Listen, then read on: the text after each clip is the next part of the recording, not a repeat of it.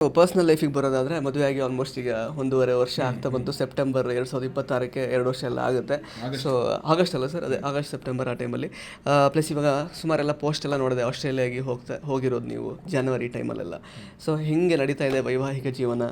So ಹೆಂಗಿತ್ತು latest ಈಗ first year anniversary ಆದಮೇಲೆ ಈಗ ಇನ್ನೇನು 2ನೇ ವರ್ಷ ತುಂಬಲಿಕ್ಕೆ ಆಗ್ತಾ ಇದೆ. ಸೊ ಹೆಂಗೆ ನಡೀತಾ ಇದೆ ಜೀವನ ಅಂತ? ಗಾಡ್ಸ್ ಗ್ರೇಸ್, ಆಲ್ ವೆಲ್, ಚೆನ್ನಾಗಿದೆ. I am blessed with a wonderful partner, a very understanding partner, and everything is good at home. So ಹಾಗಾಗಿ ಅದೇ ಹೇಳ್ತಾರಲ್ಲ, ಕೆಲಸನೂ ಚೆನ್ನಾಗಿರಬೇಕು. ಕೆಲಸ ಚೆನ್ನಾಗಿದ್ದರೆ ಮನೇಲಿ ನೆಮ್ಮದಿ ಇರುತ್ತೆ, ಮನೇಲಿ ನೆಮ್ಮದಿ ಇದ್ದರೆ ಕೆಲಸ ಚೆನ್ನಾಗಾಗುತ್ತೆ. ಸೊ ಟಚ್ ವುಡ್ ಎರಡೂ ನನಗೆ ಬ್ಯಾಲೆನ್ಸ್ಡ್ ಆಗಿ ತುಂಬ ಚೆನ್ನಾಗಿ ನಡೀತಾ ಇದೆ. So I am very happy with it. Sir, blessed with good partner ಅಂತ ಹೇಳಿದ್ರಿ. ಬ್ಲೆಸ್ಡ್ ವಿತ್ ಬೇಬಿ ಬಾಯ್ ಅಥವಾ ಬ್ಲೆಸ್ಡ್ ವಿತ್ ಬೇಬಿ ಗರ್ಲ್ ಅಂತೆಲ್ಲ ಯಾವಾಗ ಪೋಸ್ಟನ್ನು ನಾವು ಎಕ್ಸ್ಪೆಕ್ಟ್ ಮಾಡ್ಬೋದು ಏನು ಅಂತ? For that you need one more blessing that is called divine blessing, God's blessing. Whenever that happens, ಅದೊಂದು ಆ ಪೋಸ್ಟೂ ಬರಲಿ. Will surely share that. Sir, ಇನ್ನು ಆ್ಯಕ್ಚುಲಿ ಈಗ ಸಿನಿಮಾ ಪ್ಲಸ್ ಪರ್ಸ್ನಲ್ ಲೈಫ್ ಅಂದರೆ ಆಫ್ಟರ್ ಲೈಕ್ ಮದುವೆ ಆದ ನಂತರ ಈಗ ಫಸ್ಟ್ ಲವ್ ನಿಮ್ದು ಆ್ಯಕ್ಚುಲಿ ಸಿನಿಮಾನೇ ಆಗಿತ್ತು before marriage.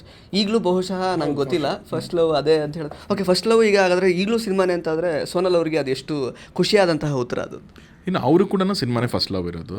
She also respects is profession. ಸಿನಿಮಾನ ಅವರು ಅಷ್ಟೇ ಪ್ರೀತಿಸ್ತಾರೆ, ಅವರು ಅಷ್ಟೇ ಅದನ್ನು ರೆಸ್ಪೆಕ್ಟ್ ಮಾಡ್ತಾರೆ. So that is where we connected. So ಹಾಗಾಗಿ ಅವ್ರಿಗೆ ಕೂಡ ಅದೇನೇ ಇರುತ್ತೆ.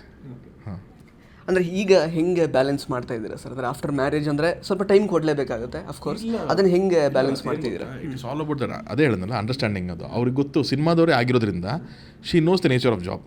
ಈಗ ನಾನು ಹಿಂಗೆ ಪ್ರೆಸ್ ಮೀಟ್ ಇದೆ ಹೋಗಿ ಬರ್ತೀನಿ ನಾನು ಅಂತಂದರೆ, ಪ್ರೆಸ್ ಮೀಟ್ ಎಷ್ಟೊತ್ತಾಗುತ್ತೆ? ಬರೀ 3/4 ಗಂಟೆ 1 ಅವರ್ ಆಗ್ಬೋದಾ? ಸೊ ನೀವು ಹೋಗಿ ಬರೋಕ್ಕೆ 1 ಅವರ್ 2 ಅವರ್ ಬರ್ಬೋದಾ ನೀವು ಅನ್ನೋ ಥಾಟ್ ಪ್ರೊಸೆಸ್ ಅಲ್ಲ. ಓಕೆ, ಇವ್ರು ಪ್ರೆಸ್ ಮೀಟಿಗೆ ಹೋಗ್ತಾರೆ, ಪ್ರೆಸ್ ಮೀಟ್ ಮುಂಚೆ ಒಂದು ಸ್ವಲ್ಪ ಹೊತ್ತು ಇರಬೇಕು, ಅದಾದಮೇಲೆ ಪ್ರೆಸ್ ಮೀಟ್ ಆಗುತ್ತೆ. ಪ್ರೆಸ್ ಮೀಟ್ ಆದಮೇಲೆ ಹಿಂಗೆ ಮೈಕ್ ಇಟ್ಕೊಂಡು ಅರ್ಧ ಗಂಟೆ ಮಾತಾಡ್ತಾರೆ, ಅದೊಂದು 2 ಅವರ್ಸ್ ಆಗಿರುತ್ತೆ. ಸೊ ಇದೆಲ್ಲ ಆಗಿ ಮನೆಗೆ ಬರ್ತಾರೆ. ಸೊ ಅಲ್ಲಿವರೆಗೂ ಡಿಸ್ಟರ್ಬ್ ಮಾಡಬಾರ್ದು ಅನ್ನೋದು ಅವ್ರು ಸಿನಿಮಾದವ್ರು ಆಗಿರೋದ್ರಿಂದ ಅವ್ರಿಗೂ ತುಂಬ ಚೆನ್ನಾಗಿ ಗೊತ್ತಿರುತ್ತೆ. ಸೊ ಹಾಗಾಗಿ it is not very tough to balance. ನಾನೇ ಫ್ರೀ ಆಗಿದ್ದರೆ ಯಾವತ್ತೋ ಒಂದು ದಿವಸ ನಾನೇ ಆಫ್ಕೋರ್ಸ್ ಮನೇಲಿ ಇರ್ತೀನಿ, ಸರಿನಾ? ಇಲ್ಲ ನಾನು ಆಫೀಸಲ್ಲಿ ಇದ್ದೀನಿ ಅಂತಂದರೆ she knows I am working there ಅಂತ ಅಂದ್ಬಿಟ್ಟು. ಯಾಕೆ ಅಂದರೆ ಅವ್ರು ಸಿನಿಮಾದವರಾಗಿರೋದ್ರೆ she knows how it is operated. ಕರೆಕ್ಟಾಗಿ ನಾಳೆ ಒಂದು ಡಬ್ಬಿಂಗ್ ಏನೋ ಕೂತಿದ್ದೀನಿ ನಾನು ಅಂದರೆ, ಫಾರ್ ಎಕ್ಸಾಂಪಲ್ ಡಬ್ಬಿಂಗಲ್ಲಿ ಮೊಬೈಲ್ ಸೈಲೆಂಟ್ ಹಾಕಿರ್ತೀನಿ. ಯಾಕಂದರೆ ಒಂದು ಪಿನ್ ಸೌಂಡು ಇರಬಾರ್ದು ನಮಗೆ ಡಬ್ಬಿಂಗ್ ಮಾಡಬೇಕಾದ್ರೆ. ಆ ಥರದ್ದು ಒಂದು ಫೋನ್ ಸೈಲೆಂಟ್ ಹಾಕಿರ್ತೀನಿ. ನಾರ್ಮಲ್ ಅವರಾದರೆ ಬಹುಶಃ ನಂಗೆ ಗೊತ್ತಿಲ್ಲ, ಬಟ್ ಜನರಲ್ ಹೇಳ್ತಾರೆ. ಸಿನಿಮಾದವ್ರು ಅಲ್ಲದೆ ಇರೋರಾದರೆ, ಏನು ನೀವು ಡಬ್ಬಿಂಗಲ್ಲಿದ್ದರೆ ಏನು ಒಂದು ಫೋನ್ ಎತ್ತಕ್ಕಾಗಲ್ವಾ, ಒಂದು ಮೆಸೇಜ್ ರಿಪ್ಲೈ ಮಾಡೋಕ್ಕಾಗಲ್ವಾ, 8 ಅವರ್ ನೀವು ಫೋನೇ ನೋಡಲ್ವಾ ಅಂತ ಅನ್ನಿಸ್ಬೋದೇನೋ ಅವರಿಗೆ. ಲಿಟ್ರಲಿ ನೋಡಲ್ಲ ನಾವು. That is how the job is done. ಅದೇ ನೀವು ಸಿನಿಮಾದವ್ರಾಗಿದ್ದರೆ ನಿಮಗೆ ಗೊತ್ತು, ಡಬ್ಬಿಂಗ್ ಹೋದ್ರು ಈಗ ಬ್ರೇಕ್ ತನಕ ಫೋನ್ ತೆಗಿಯಂಗಿಲ್ಲ. ಬ್ರೇಕ್ ಆಗಿ 1 ಅವರ್ ಟೈಮ್, ಬ್ರೇಕ್ ಒಂದು 2 ಗಂಟೆಗೆ ಆಗಿರ್ಬೋದು ಬ್ರೇಕು, ಅವಲ್ಲೇ ಫೋನ್ ಮಾಡೋಣ. ಸೊ ಇವೆಲ್ಲನೂ ನಿಮ್ಗೆ ಗೊತ್ತಿಲ್ದಂಗೆ ನಿಮ್ಮ ಲೈಫ್ನ ಬೆಟರ್ ಮಾಡ್ತಾ ಹೋಗುತ್ತೆ. ಸೊ ತುಂಬ ಬ್ಯಾಲೆನ್ಸ್ ಮಾಡೋವಂಥದ್ದು ಏನೂ ಆಗಲ್ಲ ಅನ್ಸುತ್ತೆ.